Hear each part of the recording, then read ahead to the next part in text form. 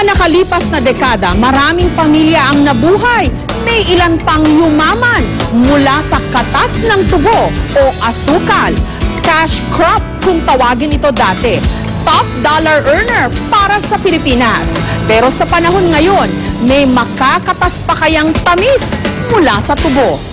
Bago matapos ang 1920s, halos tumpok-tumpok ang azukarera o pabrika ng asukal sa lalawigan ng Tarlac. Pero pagtungtong ng dekada 80, nagsimula ng humina ang industriya ng asukal sa bansa.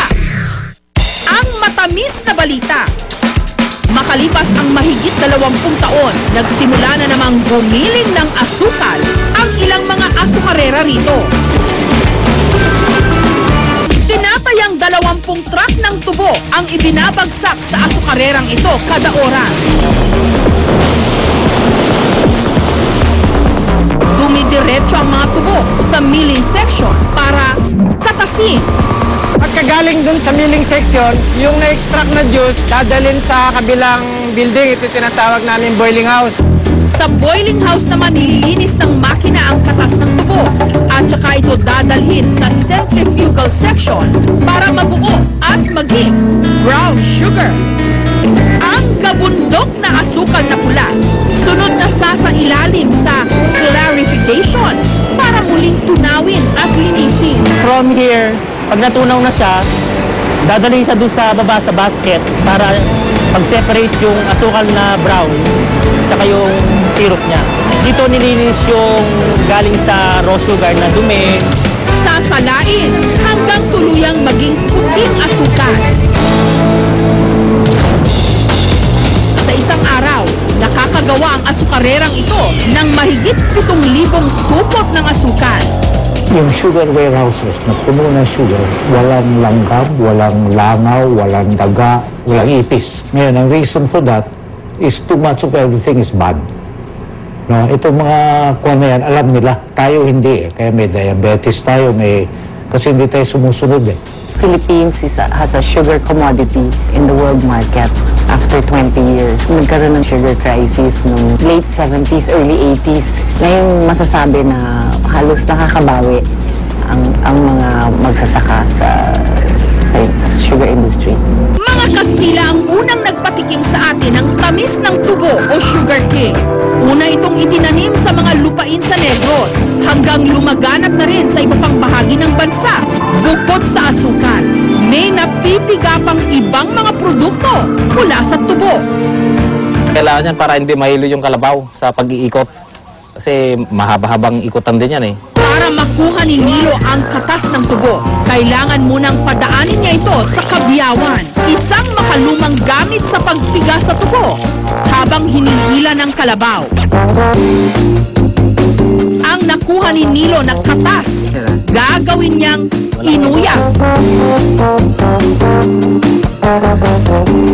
Pakukuluan hanggang lumapot na parang jam. Pwede na po. Pwede nang iahon.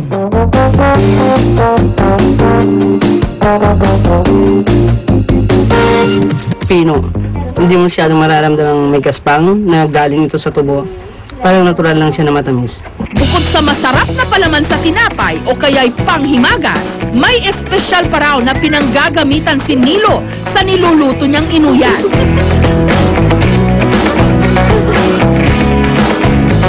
Matapos alisan ng bunot at butasan sa magkabilang bahagi ang buko, sunod itong itutuhog sa balat ng kawayan.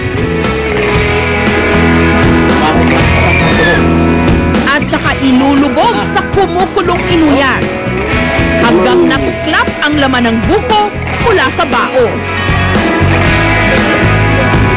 Ang resulta, bukong kinalti. Pwede nang sampulan.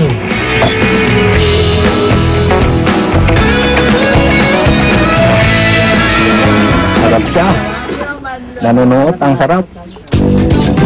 Sa barangay Agtangaw, sa bayan ng Bangged sa Abra.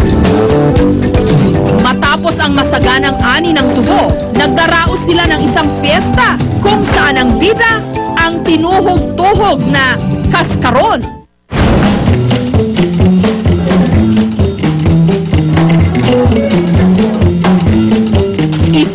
ay tinuturing na kaskaron master ng Barangay Agtangaw ang 52 anyos na si Mang Ipe. Ipinakita niya sa amin ang tradisyonal na pagluluto ng kaskaron. Ang mga bagong aning tubo, kinatas sa pamagitan ng dadapilan na pinaiikot gamit ang isang kalabaw. Sunod na pinakuluan sa kawa ang katas ng tubo. Matapos namang pulbusin ang malagkit na bigas, hinaluan ito ng tubig. Palalamanan ng kinudkod na nyog at saka bibilog-bilugin. Kapag mamula-mula na ang katas ng tubo, inuhulog na rito ang mga binilog na malagkit para maluto. Paglutang ng malagkit, luto na ang kaskaron. Pwede na unin.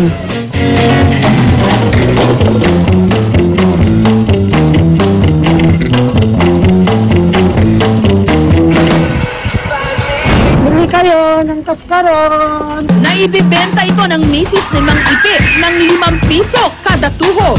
Masarap. Itong palagi kong hinahanap na lasa. Kasi ito talagang lasang-lasa mo pa yung natural na sugar cane. And it's nice to see it coming from the produce from the sugarcane itself and how it can be turned from that into the finished product. Very tasty. Ang purpose itong festival para mabigyan ang mga taga rito na mai-open o mabuksan ang industriya ng sugarcane. Bagamat ubod ng tamis ang katas ng tubo, maari din itong makalasing. Katas ng tubo kasi ang gamit ni Lorma para makagawa ng basi. Matapos alisan ng latak o yung naiwang dumi sa katas ng tubo, pwede na itong samahan ng tali-taling pampalasa katulad ng sagut, isang uri ng halaman. Gayon din ang basil, isang herb, at dahon ng ginseng, isa pa ring uri ng halaman. Ito raw ang nagbibigay ng masarap na lasa at aroma sa basi. My basi is organic, no preservative, no chemical added. Pag kumulo na, aalisin na natin yung mga herbs at hihintayin natin na lumamig. Iiimbak sa tapayan sa loob ng 3 buwan at saka ibobote. Suwabing-suwabe lang daw ang sipa ng basi. Manamis-namis pero lakas ng tama. Ako siya, madam, pero parang maasim sa sauna. Pero masarap siya. Ang mga inumin naman mula sa katas ng tubo sa tindahang ito sa Cebu, sinangkapan ng sariwang prutas. Ideya ito ng German teacher na si Christoph. Ang sariwang tubo juice, hinaluan niya ng dinurog na sariwang prutas katulad ng pinya. Kabilang sa kanilang best sellers, ang original sugarcane juice, tubo mansi juice, pinaghalong tubo at kalamansi, at tubo passion fruit juice. It really fits every other fruit, almost every other fruit, tropical fruit, goes very well with cane juice. So it gives the cane juice even a different flavor, a better taste. It's yummy, it's healthy, it's refreshing, and it's just nice to drink. Pero paalala pa rin ng mga eksperto, maghinay-hinay sa pagkain o pag-inom ng matatamis. Kadalasan sa diabetes, problem ng asukal sa katawan. So kung isang tao kakain ng may asukal o maraming asukal, yung naging problema sa katawan ng diabetes, ito maging dahilan na magkakaroon ng komplikasyon sa pag-consume ng anything na may mataas na asukal na content. So ito yung re-regulate. Anything in moderation, mas maganda. Marami pang ang biyayang makakatas mula sa tubo. Kaya tsak na makakaani pa rin ito ng matatamis ng ngiti.